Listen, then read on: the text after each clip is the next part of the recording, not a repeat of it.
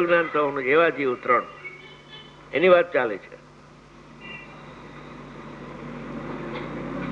કે હું અહીંયા આવું ભલે, પણ અહીંયા જાય તો મારો આત્મા જણાશે ને હું અહીંયા છું તો આત્મા જણાશે. જ્ઞેય તો મારું ફરવાનું નથી, તમે કયો તો ચાલુ.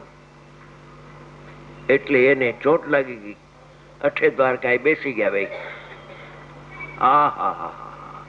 આ વાત અપૂરો લાગે છે. એટલે જામી ગયા. ત્યાં કોઈ એવા પૂછ્યું કે અમારા ઓલા 3 શિષ્યો છે એ ક્યારે અહીંયા પધારશે? અરે એને તો કેવળ જ્ઞાન થઈ ગયું કે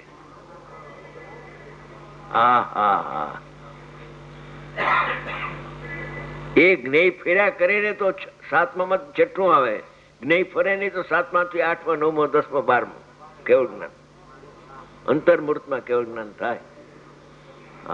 એવી વાત અપૂરો છે. એ આત્માનું જ્ઞાન ને આત્માનું જ્ઞેય ને આત્મા એક જ સ્થળ પદાર્થ. અહીંયા સ્થળ ભેદ કરો તો કરો, બાકી અભેદ વસ્તુ છે. ધ્યેય તો એમાં ગર્ભિત છે, ધ્યેય પૂર્વક જ્ઞેયની વાત ચાલે છે.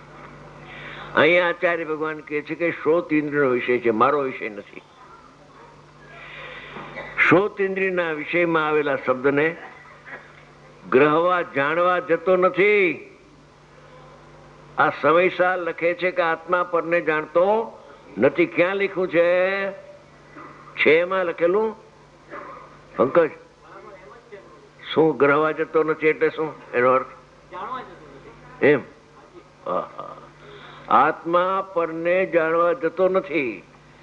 કેમ જતો નથી? સ્વભાવમાં નથી માટે જતો નથી. પછી સ્વભાવ પર લઈ લેવું. આમ કેમ જતો નથી? કે જ્ઞાનનો સ્વભાવ, વસ્તુનો સ્વભાવ પોતાને જાણવાનું છોડી અને પરને જાણવા જાય છે નહીં. હા, જાણે છે પરને, એ ઇન્દ્રિય જ્ઞાન છે, એમાં ના નહીં.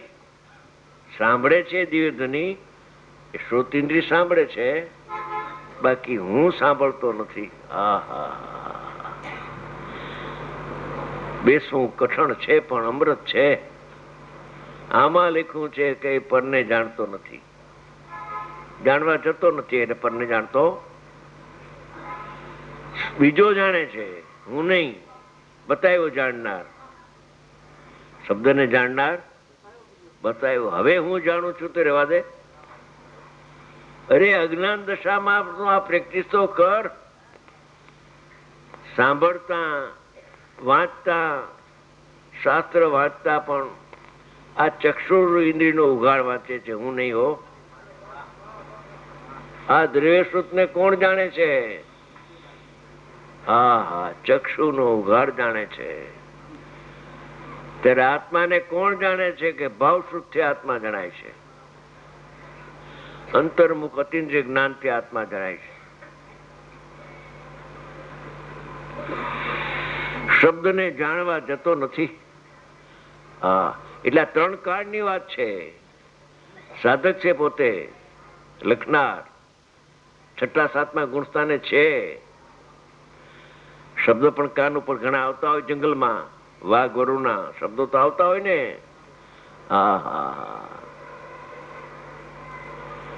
આ 4થું ગુણસ્થાન કેમ આવે એની વાત ચાલે છે. આ 6, 7મા ગુણસ્થાનની કથા નથી. હું પરને જાણું છું એ સમ્યક દર્શનમાં બાધક છે, સમ્યક જ્ઞાનમાં બાધક છે. આજે પાના વેચ્યા છે ગુરુદેવના, ઓલા અખંડમાં, જ્ઞાન કળામાં અખંડનો પ્રતિભાસ આવ્યો કે નહીં? કોઈની પાસે પાના આપ્યા છે ને? નથી, પછી આપશે. ગુરુદેવ ફરમાયું કે આત્મા પરને જાણે છે એમ જે માને તે દિગંબર જૈન નથી. એના શબ્દો છે, ટેપમાં છે. લખાણ તો છે પણ ટેપમાં છે. ગુરુદેવે કહ્યું છે માનો તો માનો, ન માનો તો હોનાર, બીજું શું થાય. કોઈ કોઈને બળાત્કારે સમજાવી શકે એવી તો સ્થિતિ છે નહીં. સ્વતંત્ર દરેક. હવે 1, 2 ને 3 ગાથા નો અર્થ થયો. ચોથી ગાથા શબ્દની પેલી ગાથા લીધી, પેલી શબ્દને લીધી, અહીંથી લીધું. અહીં સ્પર્શ રસ ગંધ વર્ણ એમને લીધું, અહીંથી આમ લીધું. અહીં અશુભ અથવા શુભ રૂપ, રૂપ વર્ણ, કાળા ધોળા વર્ણ છે ને પદાર્થોના. ઇન્દ્રિય જ્ઞાનમાં કાળા ધોળા પદાર્થો, રંગ રંગ બેરંગ થાય. રાતો રંગ, કાળો રંગ, જાંબલી રંગ, એ રૂપ કહેવાય, પૂતગલનું રૂપ કહેવાય. જીવનું રૂપ નથી, પૂતગલનું રૂપ છે. તને એમ નથી કેતું કે તું મને જો. એ રૂપ એમ કેતું નથી કે તું મારી સામે જો. આ મફતનો પોતાના સ્વભાવને જાણવાનું છોડી અનંત કાળથી અને પરને જાણવાનું લક્ષ કરે છે. બહિર્મુખ જ્ઞાન તો ભાઈ બંધનું કામ છે. અશુભ અથવા શુભ રૂપ તને એમ નથી કેતું કે તું મને જો, મારી સામે તો જો, એમ કેતું નથી. અને આત્મા એક વાત કરીને બીજી અહીંથી વાત કરે છે. આત્મા આ મૂળ સ્વભાવ સુધી જીવ ન પહોંચે ત્યાં સુધી બધું નકામું છે. વસ્તુના સ્વભાવ સુધી પહોંચવાથી કામ થશે. અટકવાના ઠેકાણા ઘણા, છૂટવાનું ઠેકાણું વસ્તુનો સ્વભાવ. એક દ્રવ્ય સ્વભાવ અને એક પર્યાય સ્વભાવ જ્ઞાનનો. એક દ્રવ્યનો નિશ્ચય અને જ્ઞાનની પર્યાયનો નિશ્ચય. જ્ઞાનની પર્યાયના સ્વભાવની વાત ચાલે છે. સ્વભાવમાં તો પરનું જાણવું છે નહીં ક્યાંય.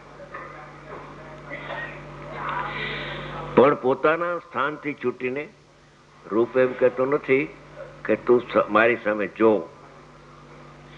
અને આત્મા પણ પોતાના સ્થાનથી છૂટીને, એટલે લક્ષણ, ઉપયોગ લક્ષણ, આત્માને જાણવાનું છોડી અને રૂપને જાણવા જતું નથી. આત્મા તો જ્ઞાનમય છે, જ્ઞાન તો આત્માનું છે. જેનું જે હોય તે જ હોય. આત્માનું જ્ઞાન હોવાથી જ્ઞાન તે આત્મા છે. રૂપનું જ્ઞાન નથી, શબ્દનું જ્ઞાન નથી. શબ્દનું જ્ઞાન હોય તો જ્ઞાન શબ્દ થઈ જાય, રૂપનું જ્ઞાન હોય તો જ્ઞાન રૂપરૂપ થઈ જાય. એ તો બનતું નથી. તો આત્માનો નાશ થઈ જાય. આ સમયસાર તો સમયસાર છે. સમયસાર લગે હમકો પ્યારા. ઓલા બાળકે બોલ્યો હતો ને, એનું નામ જ્ઞાયક છે. 12 વર્ષનો છોકરો છે, 13 વર્ષનો આર્યો. સમયસાર લગે હમકો પ્યારા. સમયસાર એટલે એક આ સમયસાર લગે હમકો પ્યારા. ઉપાદાન પડે, નિમિત્ત પડે. આ છે. પોતાના શાંતિ છૂટીને આત્માને જાણવાનું છોડીને ચક્ષુ ઇન્દ્રિયના વિષયમાં આવેલા જ્ઞાનનો વિષય નથી રૂપ. કાળા ધોળા રાતા પદાર્થો હોય એ જ્ઞાનનો વિષય નથી. જ્ઞાન એને જાણતું નથી કે પેલા જાણે ને પછી છોડે, એવા તર્ક આવે છે. પેલા એને જાણે ને પછી એને છોડી દઈએ.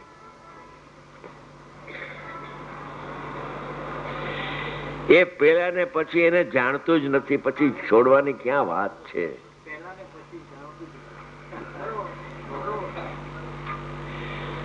પ્રથમથી જ જે જ્ઞાન પોતાને જાણે છે અને પ્રથમથી જ આદિમંતમાં પરને જાણતું જ નથી. આ તો હજી સમ્યક દર્શનની વાત ચાલે છે. ઠરવાની વાત ચારિત્ર્યની તો અલૌકિક છે. ચક્ષુ ઇન્દ્રિયના વિષયમાં આ રૂપ છે ને, ચક્ષુ આનો ઉગાડ, આંખનો ઉગાડ. આંખ તો જડ છે, દ્રવ્ય ઇન્દ્રિય છે. અહીંયા ઉઘાડ છે ને ઈ એને જાણે છે, રૂપને જાણે છે. આ ટ્યુબલાઇટ ને કોણ જાણે છે? કે આત્મા જાણે છે કે ના ના? જરા વિચાર કર, આત્મા નથી જાણતો. અરે આત્મા જાણતો નથી તો જડ થઈ જશે. શાંતિ રાખ, જરાક શાંતિ રાખ. તે વાત સાંભળી નથી આત્માની, સાંભળતો ખરો જરા શાંતિથી. કે આ રૂપને કોણ જાણે છે? કે ચક્ષુ ઇન્દ્રિય જાણે છે. કોણ લખે છે? સમર્થ મુનિ લખે છે. જેનું ત્રીજું નામ છે મંગલમ ભગવાન વીરો, મંગલમ ગૌતમો ગણી, મંગલમ કુંડ કુંડારી જૈન ધર્મોસ્ત મંગલમ. અમને અહીંયા કલકત્તામાં કોઈ માને કે ન માને એની અમને અપેક્ષા જરાય નથી. અમે તો જે શાસ્ત્રકાર કહે છે કુંડકુંડાચાર્ય ભગવાન, અમને બેઠી છે વાત, એટલે અમે રજૂ કરીએ છીએ. કોઈ માનો કે ન માનો, કોઈ માનો યા ન માનો, જાણનાર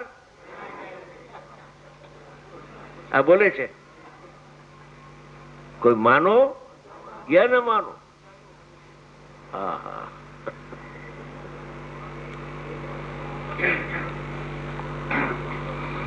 ચક્ષુ ઇન્દ્રિયના વિષયમાં આવેલા અર્થાત ચક્ષુ ગોચર થયેલા, જ્ઞાન ગોચર નથી.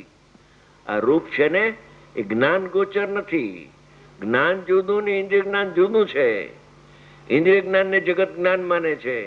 એના માટે એક પુસ્તક વાર પડી ગયું છે કે ઇન્દ્રિય જ્ઞાન જ્ઞાન નથી. બધા શાસ્ત્રોના અને સંતોના આધાર છે. એમાં કોઈ અનુવાદ કરનારનું કોઈ એમાં બિલકુલ એક શબ્દ નથી. સંકલન કરનારનો એક શબ્દ એમાં નથી. બધા સાધકના, સર્વજ્ઞ પરમાત્માના, ગુરુદેવના વચનો એમાં મૂક્યા છે.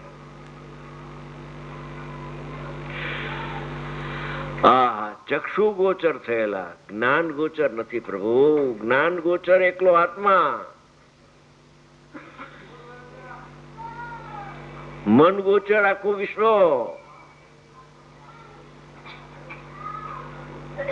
જ્ઞાન ગોચર અને મન ગોચર બુદ્ધિનો વિષય આખો વિશ્વ. છેલ્લી ગાથામાં કેસે એ કેસે રૂપને આવેલા ચક્ષુ ગોચર થયેલા રૂપને ગ્રહવા જતો નથી. કે ભલે ઇન્દ્રિય જ્ઞાને જાણે ને આત્મા જાણે, એમાં શું હતું? બે જાણે. એક જાણે ને બીજું ન જાણે.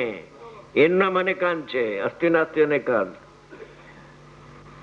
ઇન્દ્રિય જ્ઞાન પરને જાણે અને આત્મજ્ઞાન પરને ન જાણે. સ્વને જાણે ને પરને ન જાણે.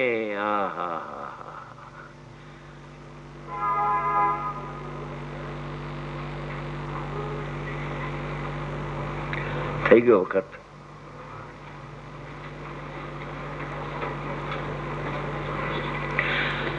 શબ્દ અને રૂપ બે બોલ આવ્યા.